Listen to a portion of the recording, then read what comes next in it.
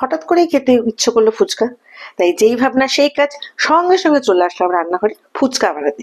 চলো কিভাবে আমি ফুচকা বানাচ্ছি পুরোটাই সঙ্গে সঙ্গে তুলে ধরবো। Let's start.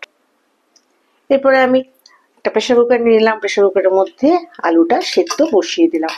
আলুটা সেদ্ধ হতে থাক, তারপরে আমরা ফিরে আসছি পরের স্টেপে। এবার যেটা ফুচকার মেন জিনিস সেটা হচ্ছে তেঁতুল। তেঁতুলটা যেহেতু শুকনো রয়েছে এটাকে জল দিয়ে ভিজিয়ে নিই, তারপরে যখন তেঁতুল জলটা বানাবো তখন সেটা দেখাবো।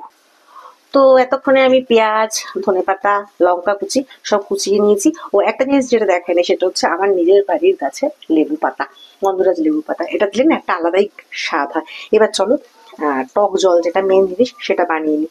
তো আমি প্রথমে কি কি দেবো, আমি টক জলের মধ্যে দেবো হচ্ছে বিট নুন, ব্ল্যাক সল্ট,